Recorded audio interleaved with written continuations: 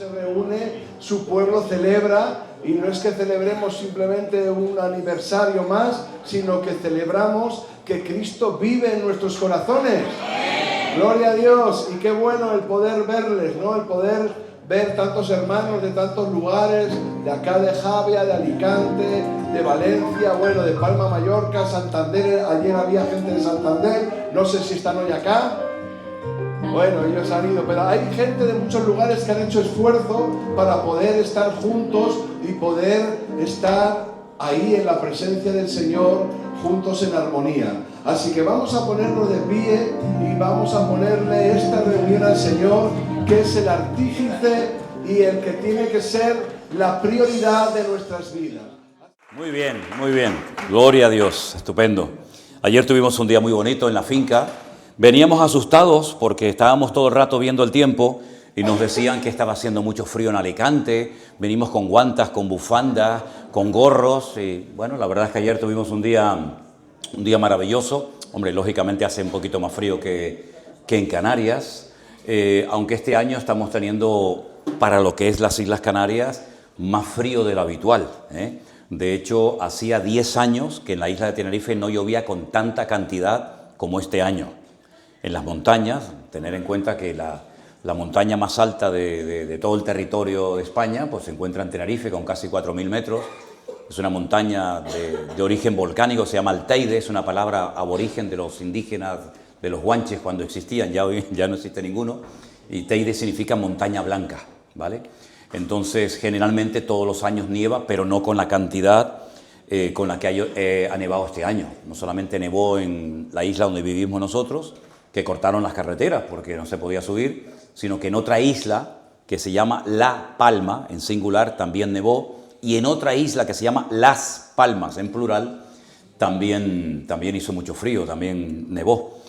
Y bueno, damos gracias al Señor porque todo esto es señal de la misericordia de Dios. Creedme, la Biblia nos enseña que la lluvia, los rayos, la nieve, todo esto es producto de la misericordia de Dios, porque todo esto la tierra lo necesita, ¿vale? Y yo no sé con lo malo que se está comportando el ser humano y con todo el odio y las cosas que hay en el mundo, cómo todavía Dios tiene misericordia de este planeta. La verdad es que es algo increíble, pero ahí podemos ver cada día la mano de Dios. Y en estos días en Canarias, me imagino que aquí también, hemos visto en varias ocasiones el arco iris, el famoso arco iris, y lo hemos visto hasta doble, uno y por encima otro más, ¿no?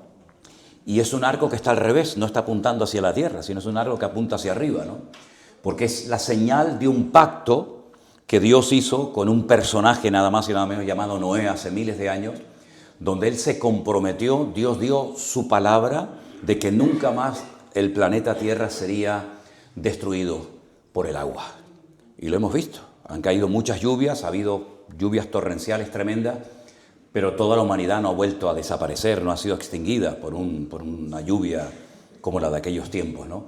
Y es una vez más un acto de la misericordia de Dios. Algunos se quejan de cómo están haciéndose las cosas y algunos le echan la culpa a Dios de algunas cosas, pero tú como Dios lo harías mejor. ¿Tú crees que tú como Dios o como diosa lo harías mejor que lo que Él lo está haciendo? La Biblia nos enseña que Dios es bueno, Dios es perfecto y hay muchas cosas que no entendemos, evidentemente. Algún día las entenderemos si Él considera oportuno darnos una explicación, pero hay muchas cosas que no vamos a poder entender. Por muchos estudios que tengas, por mucha edad y experiencia de la vida que tengas, hay muchas cosas que no podemos entender, porque los pensamientos nuestros muchas veces se quedan muy bajos a los pensamientos de Dios. Pero una de las cosas que sí entendemos es cuando oramos al Señor y Él responde a nuestras oraciones. Y una oración que el Señor dijo que teníamos que hacer es orar, rogar al Señor de la mies porque mande obreros a la mies. Y Timoteo, este joven que ha cantado en esta mañana con Miriam, es el hijo de unos pastores que ayer los presentamos en la finca de Novelda, que han venido a establecerse, a vivir aquí en Novelda, en la finca que Dios nos permitió comprar pues el año pasado, y ahí vamos a levantar una iglesia. Ya el viernes que viene arranca oficialmente el Centro Evangélico Vida Nueva en Novelda. Así que si hay alguien que vive por la zona o tienes algún contacto, algún amigo, algún familiar o lo que sea, pues dile, oye, a partir de la semana que viene, el viernes, pues pongamos a partir de las 7:30, el Centro Evangélico Vida Nueva, en la misma finca va a comenzar una iglesia. Gloria a Dios. Cuando en un equipo de fútbol algunos jugadores están cansados, que no es nuestro caso, yo no estoy cansado para nada, le dicen, venga, descansa un rato y sacamos a los del banquillo, ¿no? Así que han venido los hermanos del banquillo, en el buen sentido de la palabra, ¿no? Para tener un renuevo. El sábado que viene estamos saliendo para Madrid. Hay hermanos que han venido también de Madrid para estar en estos días con nosotros, y vamos a salir el sábado para tener el culto, el domingo a la mañana con nuestros hermanos de Madrid, porque quiero que sepáis que también en Madrid tenemos una congregación preciosa. Yo hace tiempo que no he podido visitarla porque, en fin, no doy más, pero me hace mucha ilusión poder llevar a los hermanos, porque cuando ellos vivan aquí en Novelda, pues en alguna ocasión vendrán aquí, en otra ocasión los mandaremos a Madrid, a Zaragoza, donde también estamos empezando a trabajar con un grupo hermoso de hermanos. Así es que gloria a Dios por los refuerzos, gloria a Dios por los que vienen a sumar, por los que vienen a apoyar, y ya te digo, el fin de semana siguiente estaremos en Madrid con nuestros hermanos. ¿Cuántos hermanos de Madrid hay aquí en esta mañana? A ver, levantar la mano. ¡Wow! Unos cuantos. Le damos un aplauso de bienvenida a nuestros hermanos de Madrid. Gloria a Dios. ¡Qué bueno! ¡Qué bueno! Me alegro mucho. Me alegro mucho de este grupito precioso, de esta representación que ha venido de Madrid. Muy bien, hermanos. Os quiero llevar primeramente al libro de Lucas, y después de Lucas nos vamos a ir al libro de los Hechos. Y aunque en nuestras Biblias tenemos separado el libro de Lucas del libro de los Hechos, el autor es el mismo, ¿vale? El que escribió el Evangelio de Lucas es exactamente el mismo autor que el que escribió el libro de los Hechos. Y en Lucas, en el capítulo 24, Lucas 24, por favor, no os pasé las lecturas, no sé si soléis ponerlas aquí en la pantalla, no os las pasé, perdonad. En el capítulo 24, a partir del versículo 50, leemos unas palabras muy interesantes. Bueno, si me permitís, desde el 49, para ponernos un poco en contexto. He aquí yo enviaré la promesa de mi Padre. Quedaros con esa palabra, promesa.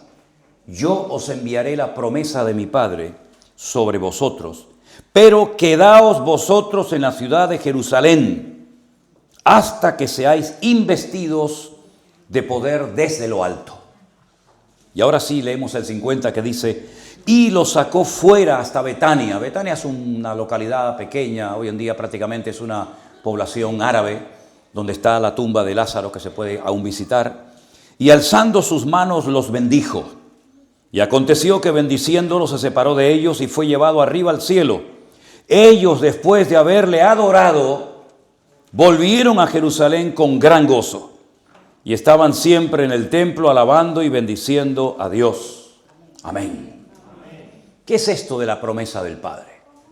Porque ellos habían estado con el Señor Jesucristo durante 3 años. Ellos eran pescadores, eran gente muy humilde, que se buscaban la vida pescando en un mar, realmente es un lago, ¿verdad?, que recibe agua del río Jordán, la expulsa también y sigue el río Jordán su recorrido hacia el sur. Y es un lago de agua dulce y ellos se encargaban de pescar para buscarse la vida. Ahora, hasta el día de hoy, es impresionante esto, ese lago que se llama el mar de Genesaret, el Kineret, el mar de Galilea, etcétera, etcétera, recibe varios nombres. Aún la gente sigue comiendo el mismo pescado que se comía en los tiempos de Jesús. Hoy en día lo llamamos, creo que talapia o algo así, es un pescado de agua dulce. Ellos le han puesto el pescado de San Pedro, pescados de San Pedro. Incluso había un restaurante famoso alrededor del lago que se llamaba el San Peter, ¿no?, que era donde la gente iba a comer el pescado que comía Jesús, el pescado que pescaban los discípulos, ¿no?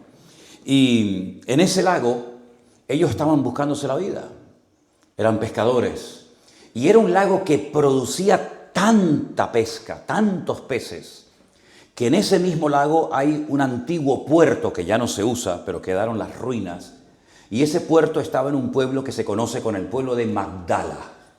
Y Magdala es el pueblo donde nació María Magdalena.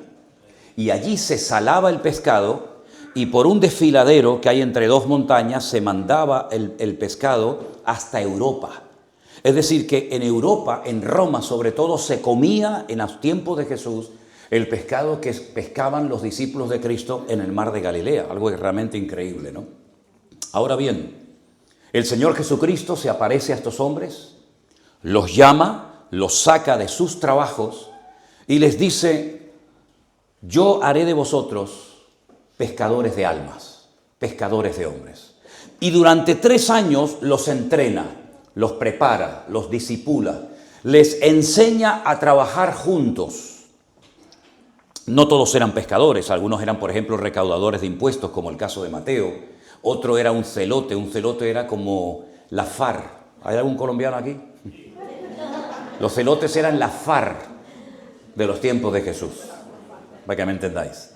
Entonces había un recaudador de impuestos que trabajaba para el Imperio Romano, que lo consideraban un traidor, porque trabajaba para el imperio, ¿no? Y había otro que trabajaba pero en contra del imperio. Ahora pon a 2 discípulos, uno que odia a los romanos y otro que se ha beneficiado de los romanos, a trabajar juntos, a convivir durante 3 meses. Perdón, 3 meses. 3 años. 3 años. Por eso el curso que vamos a hacer de obreros, yo les he dicho, no, venir a la finca. Venir a la finca, porque aquí van a salir cositas que no salen viendo, ay, veo al pastor por internet. Sí, claro, me ves por internet, pero ahora ven a vivir conmigo. Ven a vivir conmigo, a ver si me quieres tanto. A ver si, ay, ya, no sé, es diferente verlo en persona. No me tanto. Pregúntale a mi mujer para que vea. ¿Eh?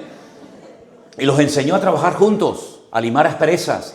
Y a veces discutían entre ellos, oye, que yo cuando llegue el reino de los cielos, yo me voy a sentar a la derecha, y yo a la izquierda, y tú te vas a poner. Y había unas cosas entre ellos, como a veces ocurren en las iglesias. Que todos somos hermanos, todos alabamos al Señor, pero a veces ocurren pues cosas de celos y de envidias, y por qué la usan a ella y a mí no me usan, y por qué el pastor no sé qué. Igual, somos exactamente igual que los seres humanos, desde la época de Adán y Eva. El mundo ha cambiado en cuanto a la tecnología, en cuanto a todo lo que queráis, pero en cuanto al corazón del hombre, el hombre sigue siendo exactamente igual. Y siguen habiendo celos y envidias y problemas y dimes y diretes, ¿verdad? Pero durante esos 3 años estuvo permanentemente el Señor Jesucristo con sus discípulos, mañana, tarde y noche, mañana, tarde y noche. Los corregía, los instruía, los animaba, a veces los alababa, a veces les llamaba la atención en público, ¿verdad? Y fueron siendo tratados durante esos 3 años. Pero quedaba pendiente algo que se llama la promesa del Padre. Y esa promesa Dios la había dado a través de un profeta llamado Joel. Hay un libro en la Biblia chiquitito, pero muy bonito, que se llama el libro del profeta Joel. Y a través de la pluma de este profeta, Dios había dicho que llegaría un momento en la historia de la humanidad que Dios derramaría de su Espíritu Santo, de su misma presencia, sobre todos los seres humanos que creyeran en Él, evidentemente. Ahora, esto era toda una revolución espiritual, porque en los tiempos en los que Joel escribió esto, y antes, incluso también después de él, los que tenían esa presencia del Señor, que nosotros la llamamos el Espíritu Santo, era algo que no todo el mundo podía decir, yo tengo esa presencia de Dios en mi vida, yo tengo al Espíritu Santo en mi corazón, sino que los reyes, los profetas, algún sumo sacerdote, eran los que tenían ese privilegio. Todos los demás eran personas que tenían que depender de los profetas, tenían que depender del templo, de los sacrificios, porque no había llegado ese momento en el que Dios dijera, toma, esto es para todos. Y eso es lo que se llama la promesa del Padre. Es la presencia de Dios por medio de su Espíritu Santo morando en cada creyente, en cada seguidor de Él. Se concluyen los 3 años de ministerio y el Señor les dice, la promesa del Padre aún no ha venido. Yo he sido vuestro Mesías, yo he sido vuestro maestro, yo he sido vuestro ejemplo, pero, repito, queda pendiente que ustedes reciban la promesa del Padre. Entonces lo que tienen que hacer, ya les había dicho, ir por todo el mundo y predicar el Evangelio. Es decir, compartir las enseñanzas que habéis aprendido de mí, lo que habéis visto, eso hay que anunciarlo y comunicarlo a todo el mundo. Pero antes de hacerlo, se me van a ir otra vez a la ciudad de Jerusalén y tienen que esperar la promesa del Padre. Claro, ellos honestamente no tenían ni idea lo que era la promesa del Padre. ¿En qué consiste? ¿Cómo podemos saber si ya la tenemos, si ya la hemos recibido? Porque eso de la promesa del Padre, sí, suena muy bonito, pero en el fondo no tenían ni idea de lo que se trataba la famosa promesa del Padre. Y hablando de promesas, ¿sabéis que hay un versículo, seguro que todos lo conocen de memoria, que dice que es mejor no prometer que prometer y no cumplir? Porque hay gente que se anima, ¿no? Hay gente que se entusiasma, le tocó el culto, la palabra, lo que sea, y Señor, yo te prometo que te voy a servir y te prometo, y después a los 15 días es como los que se ponen iba a decir como cerdos, pero no lo voy a decir. Se ponen como cerdos en diciembre, comen de todo, después la primera semana de enero dice, ay, mira, voy a ponerme en el gimnasio, y a los 15 días ni gimnasio ni vaina, ya perdió hasta el pase del gimnasio, lo perdió, ya se olvidó, ¿no? Pero Dios no es así. Dios cuando promete algo, aunque parece que no pasa nada, Dios sabe lo que ha prometido. Hablábamos antes del arco iris, Dios prometió, no voy a volver otra vez a destruir a la humanidad por el agua. Y lo ha cumplido y lo ha mantenido a lo largo de los siglos.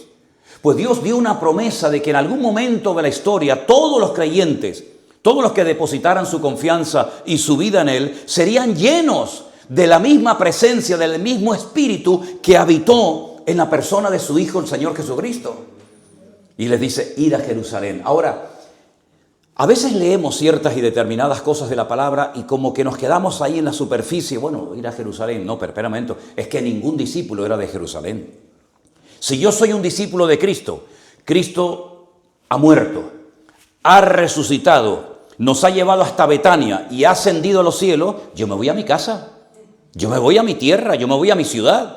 Yo no soy de Jerusalén, yo soy un pescador. En Jerusalén no hay mar. Jerusalén está a 800 metros de altura sobre el nivel del mar. Yo tengo otra vez que volver a mi casa, con mi familia, con mis hijos, etcétera, etcétera. Aunque ya mi vida evidentemente ha cambiado. ¿Por qué nos tenemos que quedar en Jerusalén? Es que Jerusalén en aquellos momentos era un lugar muy peligroso. Porque en Jerusalén, ¿quién estaba? Pilato. Aquel que dijo, yo me lavo las manos, pero se lo llevan a la cruz. En Jerusalén estaban los peores enemigos de Cristo.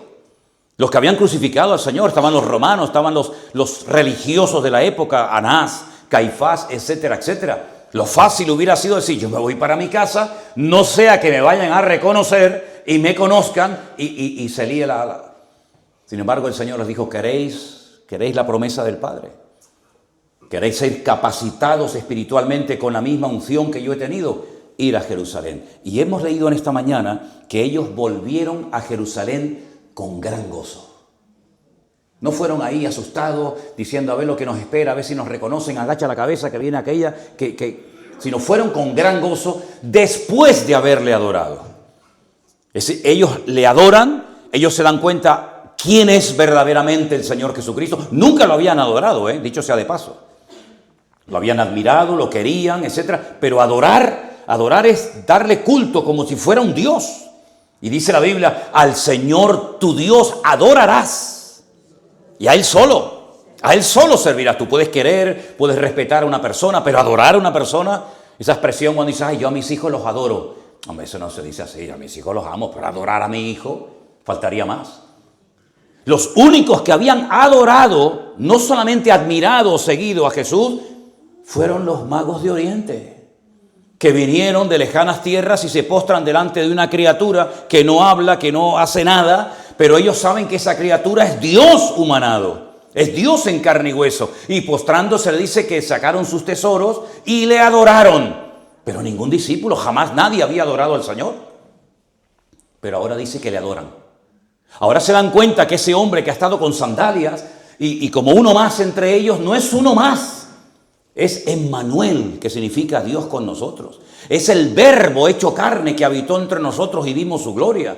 Por eso ahora le adoran y por eso ahora me voy a donde tú me digas. Me da igual si están los enemigos, me da igual si me cortan la cabeza, me torturan. Porque cuando una persona tiene claro a quién adora y quién tiene en su corazón, no le importa pagar el precio. Ahora, si tú tienes miedo porque será, no será, estará en la verdad, estará en la mentira, a la primera prueba tú no aguantas y te vas.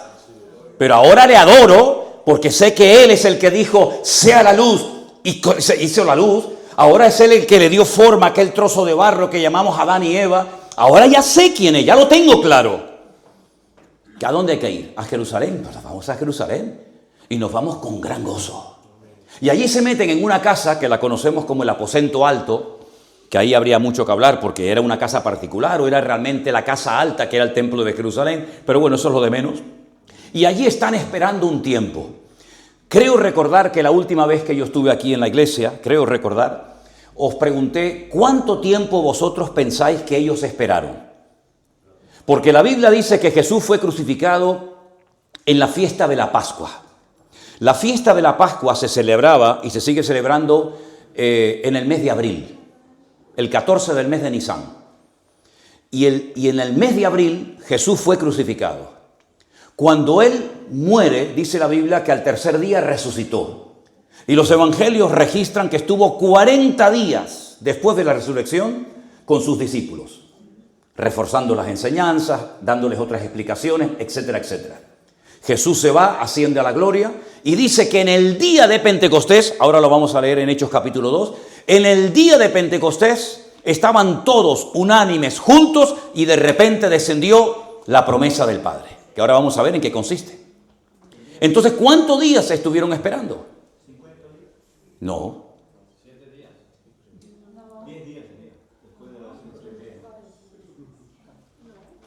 Pentecostés significa 50.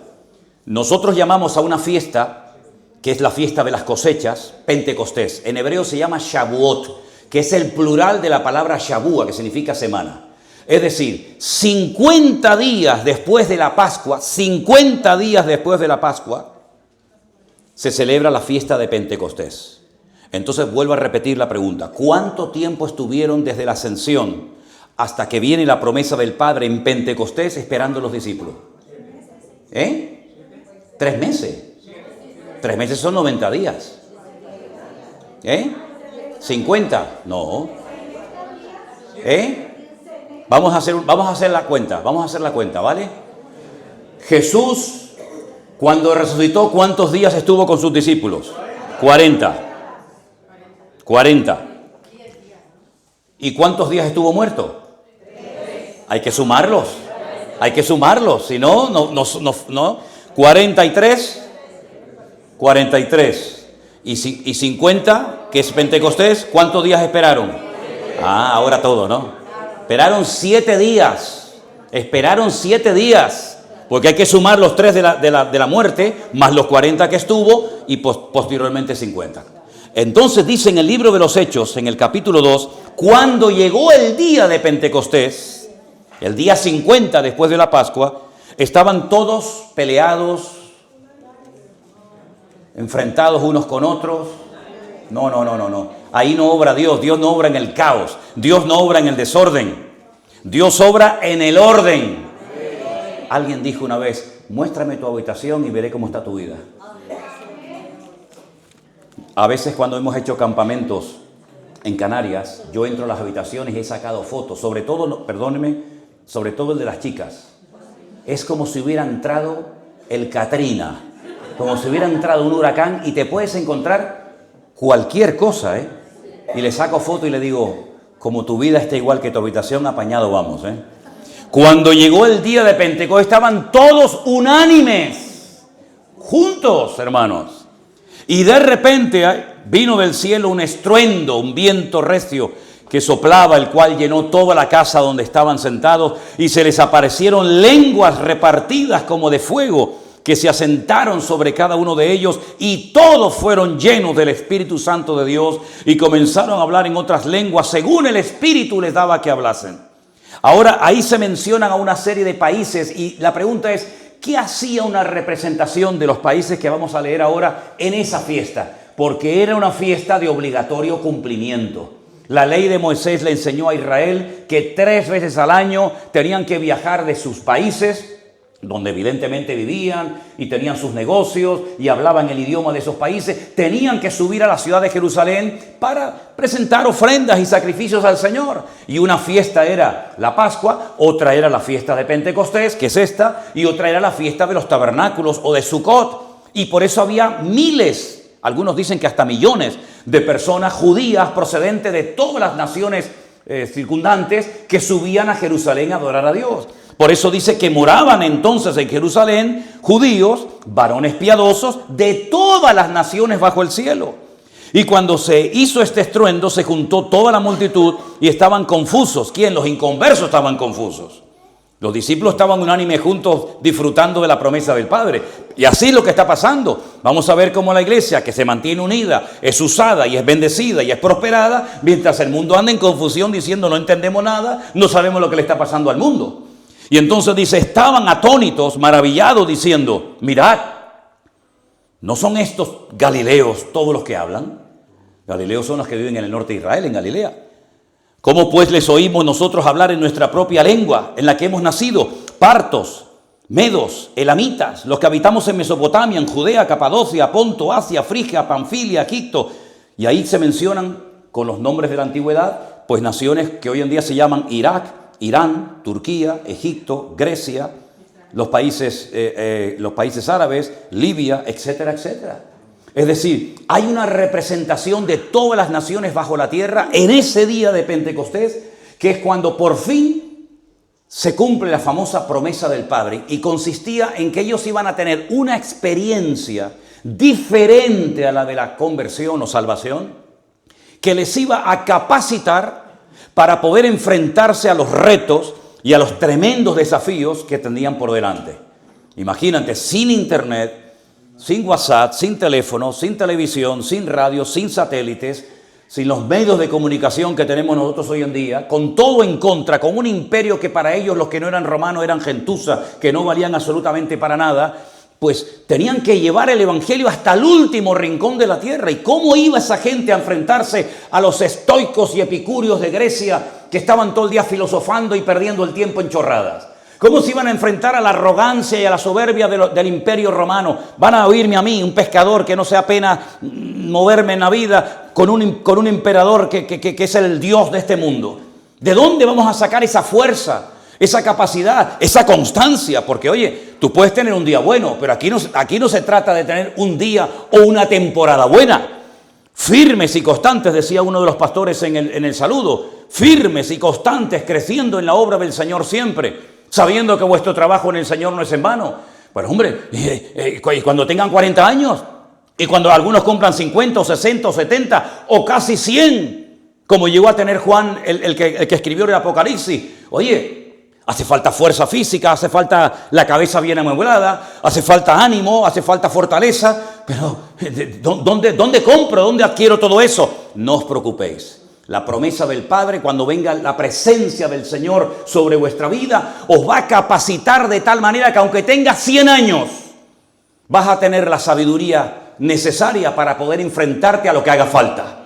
Y como dice la palabra, y no preparéis el mensaje con mucho tiempo de antelación cuando os lleven a las autoridades, no cuando vayas a predicar a la iglesia, cuidado, Cuando vienes aquí hay que venir preparado, no te empiezas aquí a inventar. Pero cuando os lleven preso y digo, ay, ahora que les digo, no os preocupéis porque el Espíritu Santo que mora en vosotros os dará en la misma hora la palabra que tenéis que dar. Entonces, hermanos, es un milagro que nosotros estamos analizando esto 2000 y pico de años después de lo que hemos leído en esta mañana. Y el Evangelio, las historias de Jesús, las parábolas, los milagros, las profecías, etcétera, nos hayan llegado exactamente igual que como ocurrieron. Es que hicieron un trabajo impresionante esta gente, hermano.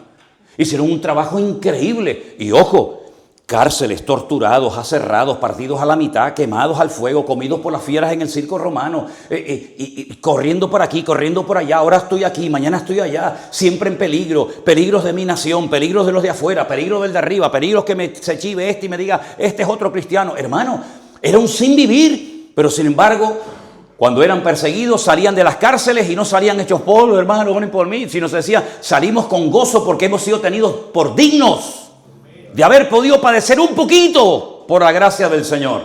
Y no decían, bueno, vale, ya está, vamos a parar porque nos van a dar una que ya verás. No, danos más de nuevo, danos más fuerza, danos más ganas para seguir predicando tu palabra y siga haciendo señales, milagros y prodigios en el nombre de Jesús. Hermano, es que no se callaban ni debajo del agua. Es que Pedro, no me malinterpretéis, Pedro, Pablo, Santiago, nos siguen hablando hoy en día. A través de lo que escribieron. Nos siguen hablando. Cuando yo no esté entre vosotros, podéis ver los devocionales, los que grabé. Podéis ver los 4.000 sermones que están en YouTube. Seguiré hablando, seguiré predicando a miles de multitudes, aunque esté muerto. Bueno, aunque esté muerto, esté más vivo que nunca, a veces, ¿me entiendes? Cuando ustedes me vayan a visitar a la tumba, si es que me van a visitar, cuando tú me veas, yo estoy más vivo que tú, a lo mejor en ese momento.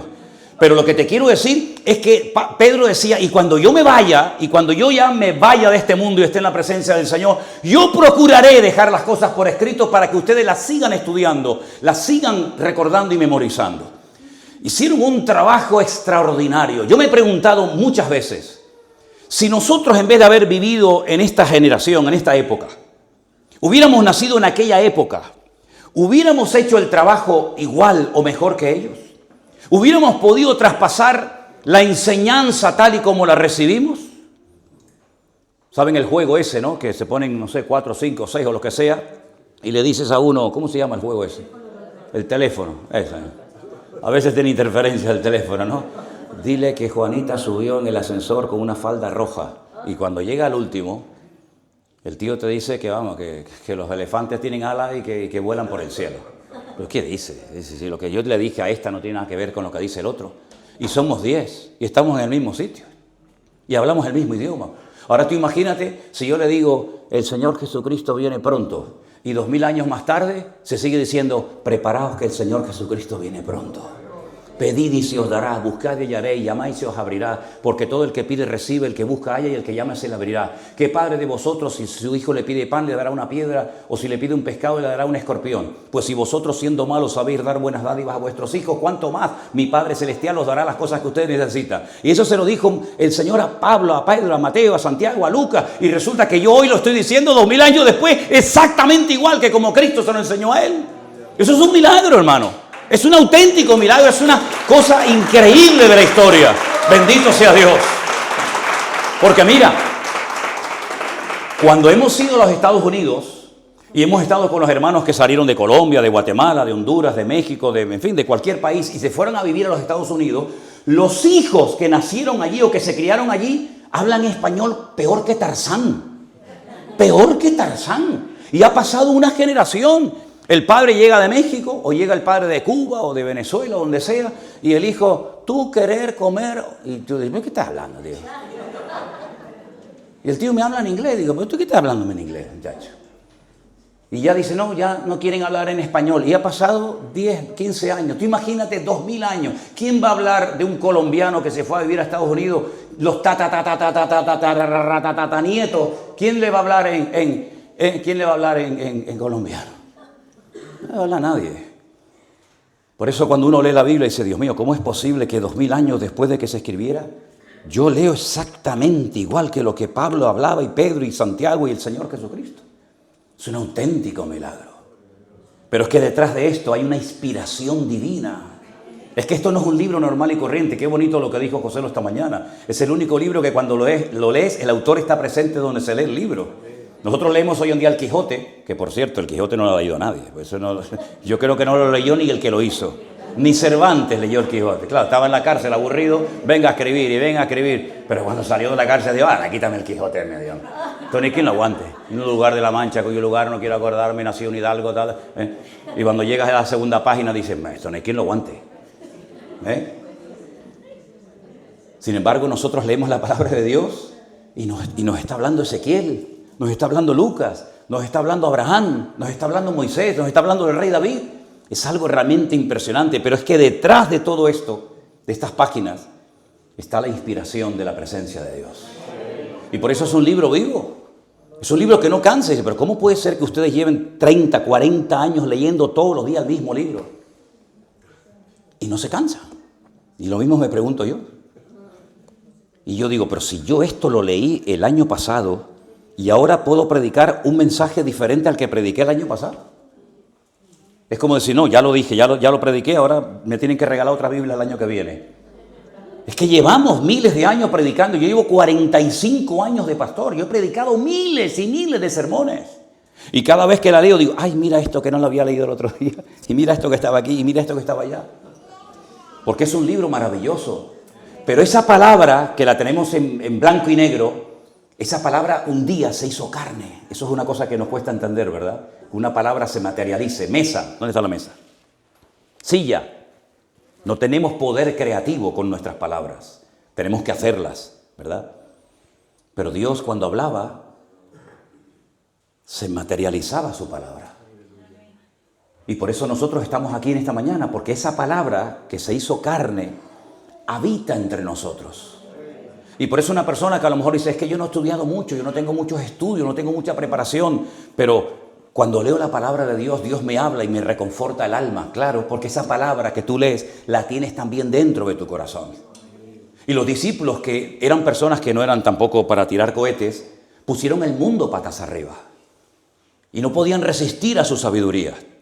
Porque no eran ellos, era la presencia del Dios que habitaba en ellos los que hacían la obra tremendamente poderosa. Y por ejemplo, esta mañana salió un poquito del libro del Apocalipsis. Ese libro lo escribió un hombre con 100 años. Oye, yo no digo que no sea posible, pero generalmente ya una persona con 100 años, pues hombre, ya las fuerzas han menguado, la vista, el oído, no sé qué, no sé cuánto, ¿verdad? Bueno, si uno ve a uno por ahí, yo he visto chavales con 20 años que ya no pueden levantar ni una mesa. Yo, pues cuando tenga 40, ¿no? Y este hombre con 100 años todavía tenía cosas que contar de Jesús. Y escribe un libro realmente espectacular. ¿Por qué? Dice, porque estaba en el Espíritu en el día del Señor. Oye, que estás preso, que te vas a morir de hambre en Patmos, que te vas a morir de frío, que no te van a dar ni un vaso de agua estos desgraciados romanos, pero yo estoy en el Espíritu en el día del Señor.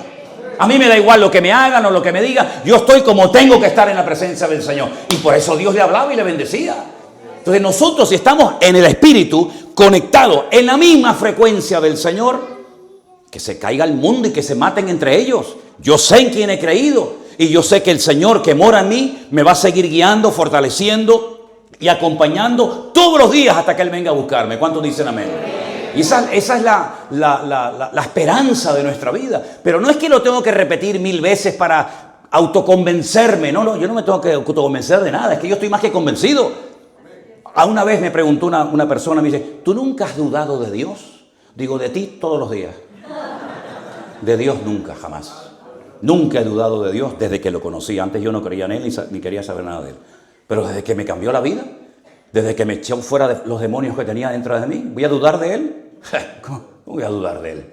Desde que Dios me sanó, que me sanó en el año 90, que yo era un auténtico drogadicto, aunque era pastor. Estaba enganchadísimo a las gotas porque me asfixiaba y no podía respirar y no podía no sé qué, y me hacían así, boom, los chorros de sangre, y antes de predicar decía, cantar otra canción, que el pastor está hecho polvo. Así estuve yo años y años, y Elena me conoció a mí, me enganché a las gotas de la nariz, que ya no me hacían nada, pero me las tenía que poner porque si no me subía por las paredes.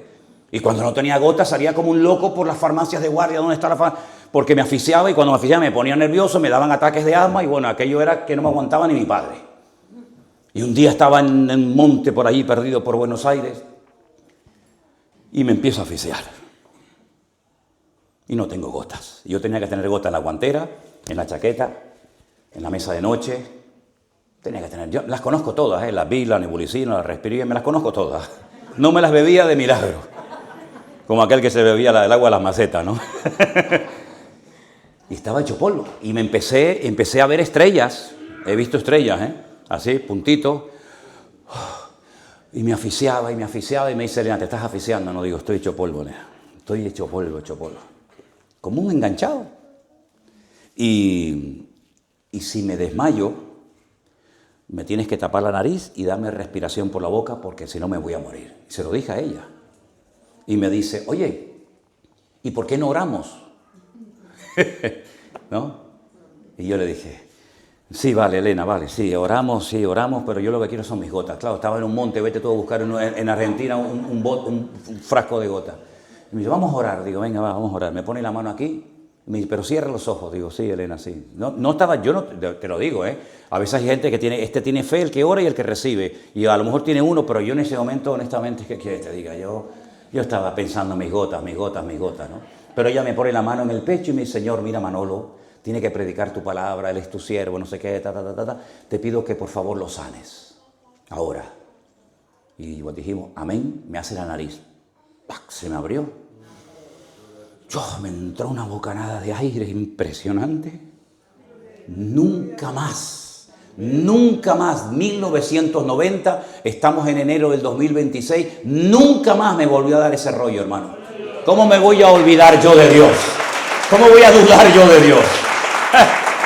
¿Cómo voy a dudar de Dios? Es que, ¿sabes qué? Si dudo de Dios, se me vuelve a cerrar la nariz otra vez. Así que por la cuenta que me trae, no voy a dudar nunca más. Entonces, mis queridos hermanos, si tú te sientes débil o incomprendido, o has venido de tu país y dices, no me adapto, mi familia, mi cultura, mis arepas, mis hallacas, mis tamales, que no sé qué, que los españoles hablan muy gratis, muy fuerte, que el otro... Mira, hermano, te voy a decir una cosa. Yo estaré con vosotros todos los días hasta el fin del mundo. Y Dios utiliza las circunstancias, la economía, la gastronomía, el jefe que no te paga lo que tenía que pagar. Dios utiliza todo para hacer de ti un hombre y una mujer de Dios. Hemos llegado hasta aquí, gracias a Dios por estos 2 años, pero ojo, cuidado, que esto no empezó aquí, que yo recibía las fotos que me mandaba Iván de un parque. Yo le decía a Elena, ay, bueno, pero ¿esto qué es? Están así, con un cartel, con el cartel ahí en un parque. Yo decía, Elena, que están con un cartel en un parque, mira lo que están haciendo. Digo, es que siempre, y se iban a un parque ahí a cantar, ahí 4 locos y tal, con el vida, que cualquiera que pasaría diría, pero estos colgados, ¿quiénes son estos, no? Y todo empieza de una forma muy sencilla, de una forma muy humilde. Mira un embarazo, ¿cómo empieza un embarazo? Con 2 cosas que se encuentran por el camino que ni se ven. Ni se ven. Las tienes que meter ahí en un microscopio porque este es el óvulo, ¿no? Se llama, ¿no? Y el otro, ¿quién es? El del rabo largo, ¿no? Se encuentran aquí y de repente eso, ¡pac! Se dan las manos, las orejas, la nariz, lo otro, lo que le cuelga, lo que no le cuelga. Dice, un ser humano. Dice, ¿pero de dónde salió este tío? De esto y de esto. De a esto salió. Entonces yo un día pensé, digo, cuando yo era un punto, cuando yo fui un punto, ahora soy un punto y aparte, ¿no? Cuidado. Cuando yo era un punto con un rabo asqueroso, yo le gané a 3 millones que corrían conmigo. Y yo llegué el primero. Sin Cristo, ahora que el Espíritu de Dios mora en mí, voy a ir de gloria en gloria, de victoria en victoria y de triunfo en triunfo, en el nombre de Jesús. ¡Y a su nombre! Fuertes aplausos al Señor. ¡Aleluya! ¡Gloria a Dios! Por eso vale la pena esperar. Amén. Vale la pena esperar. Esperen. Oye, Pedro, que llevamos aquí ya 2 días, espera, antes que me olvide. Es que no es que no venga preparado, estoy preparado, pasa que como no uso papeles, me van surgiendo cosas. Mira, cuando el Señor se despide de sus discípulos en Betania, Pablo años más tarde dijo que 500 hermanos le vieron a la vez. Y evidentemente tenía que estar haciendo referencia al día de la ascensión. Dice, y muchos de esos hermanos todavía están con vida, otros ya habían muerto, etc. Pero muchos de esos hermanos todavía están con vida. Es decir, que si el día que él se fue, una semana antes dijimos, ¿no?, de Pentecostés, 500 hermanos le vieron subir a la presencia del Padre a la vez, esos 500 hermanos, vamos, Betania de Jerusalén está como de aquí a la estación de autobuses, está ahí al lado.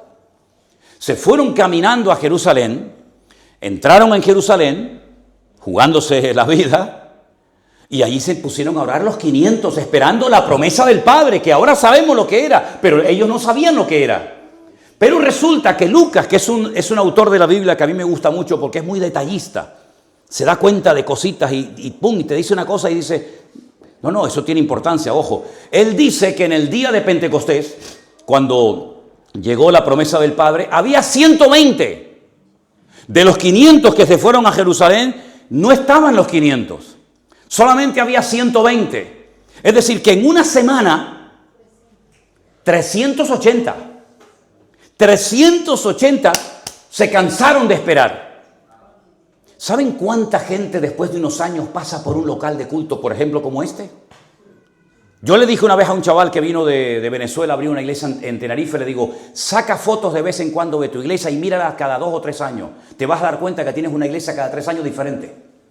Porque unos van, otros vienen, uno se queda, el otro no sé qué, ahora se queda el padre, mañana se va la mujer, ahora viene el hijo, estos se cogieron y se van a otro. Nosotros llegamos a tener más de 50 bolivianos en nuestra iglesia. Hoy en día no tenemos ni uno. Porque cuando llegó la crisis, todos los bolivianos cogieron y se fueron, muchos al País Vasco, otros se fueron a otros países. Y de repente nos vimos sin un solo boliviano en la iglesia Que eso fue lo que nos motivó a irnos a Bolivia a trabajar con más de 275 niños que le dábamos de comer todos los días en Santa Cruz de la Sierra, que nos fuimos allí a trabajar. Es decir, que no fueron capaces de esperar, como hoy en día hay gente que no está dispuesta a esperar. Lo quieren todo rápido. ¿Por qué? Porque vivimos en una época, sobre todo los más jóvenes, ¿no? Yo me acuerdo, ahora voy a decir una cosa que algunos hermanos dirán, pero ¿nos está hablando en serio o nos está hablando en otras lenguas? Yo me acuerdo que había una cosa así cuadrada que a veces le tenías que hacer pum, pum, pum, pum, darle un golpe o darle con un boli para oír la música. ¿Se acuerdan? Ah, mira cómo se acuerdan. ¿Qué te parece? Y había una cosa cuadrada que hacía rac, rac, rac, rac. ¿Te acuerdas? Que nosotros cogíamos y le dábamos a eso y llamaba exactamente igual, pero no pagabas dinero. Pero bueno, eso es otro tema. ¿Cuántas cosas que hoy en día dice, pero eso qué es? Yo nací en una época que no había internet, no había teléfonos móviles. La primera vez en mi vida que vimos a un hombre hablando por teléfono en la calle, era una caja, era un maletín con un cable y yo me puse al lado de él así. Yo creo que el hombre se asustó y dice, este me viene a robar el teléfono. Las cámaras de vídeo, yo tengo toda mi infancia en Venezuela grabada en vídeo, toda, pero en cine mudo, no había sonido en esas películas. Entonces, tú me ves, la primera comunión, toreándome, cuando toreé en Venezuela y todo eso, pero todo eso en sonido, sin sonido. Hoy en día, con un teléfono, hermano, lo encendemos ahora mismo y nos ven miles de personas en cualquier parte del mundo. ¿Se acuerdan cuando las cámaras de foto? Qué rabia daba cuando abrías la cámara y no habías recogido el rollo. Se te velaban las fotos y decías, ay Dios, Entonces tenías que recogerlo y cuando estabas seguro de que el rollo ya estaba recogido, lo abrías y lo llevabas a uno que no sabías ni quién era, le dabas tus fotografías y tenías que esperar 4 o 5 días a que te las revelara. Y qué rabia me dio a mí un día cuando me dio un sobre de fotos que no eran mías, era no sé quién era aquel, y no aparecieron las fotos mías. Y después decía, ay, hoy en día sale una foto así y tú haces y la colocas. Ahora hay a lo mejor hace 30 años, yo digo ahora, hay una aplicación que te sacan una foto, ¿no? Y aquí está uno que no tenía que haber salido nunca en la vida, el otro que se metió, y tú dices, quítame el tío este en medio. Y haces así, lo borras, pum, pum, fuera, y quedas tú solo así. Y toda la maraña, pues las has robado, las has quitado. Eso es increíble, son cosas que tú dices, espérate, y aquellas que tienen la cara así, se la ponen así, y tú dices, pero ¿esta quién es? No es la hermana, que va a ser la hermana, esta es la prima. Si es que no se parecen nada. Se hacen así, se estrechan y sí, pero después cuando se desparrama, amigo, es más fácil saltarla que darle la vuelta. ¿Qué te parece? Entonces, la tecnología es impresionante, hermano. Pero ¿saben una cosa? Lo hermoso de todo esto es que nosotros podemos tener la tranquilidad que pase lo que pase en el mundo. Nosotros podemos dormir todavía hoy por hoy tranquilos. Ahora se ha levantado una gran expectativa, sobre todo en Venezuela. Algunos venezolanos, yo tengo muchos en la iglesia en Tenerife, no saben si reír o llorar. Por una parte están contentos, por otra parte están tremendamente preocupados, porque no se ha terminado nada. Y esto no ha hecho más que empezar. Ahora están nuestros hermanos, hoy la última cifra era 2.500 muertos en Irán. 2.500 muertos, gente que está harta de la presión y de la falta de libertad, ¿verdad? Nosotros estamos viviendo en un mundo que se ha puesto patas arriba y se ha vuelto loco.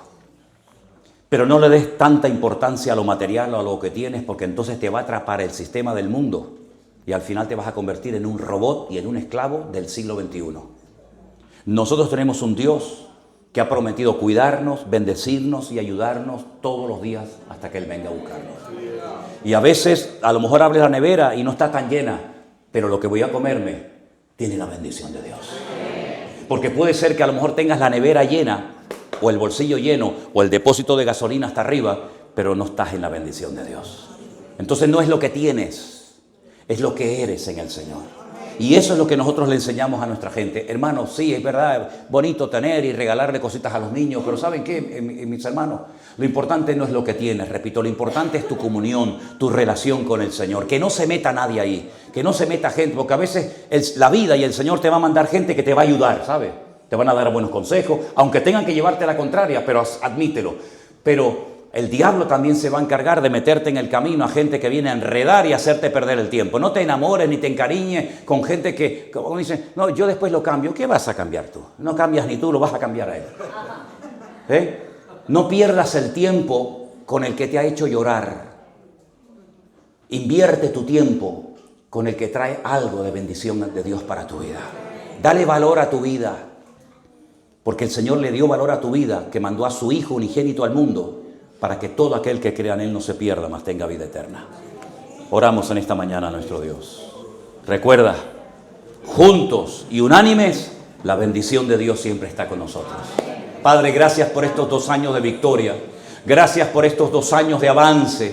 Gracias por este local. Gracias por estos pastores. Gracias por tantas cosas, Señor, que nos llevaría a la vida enumerarlas todas y cada una de ellas.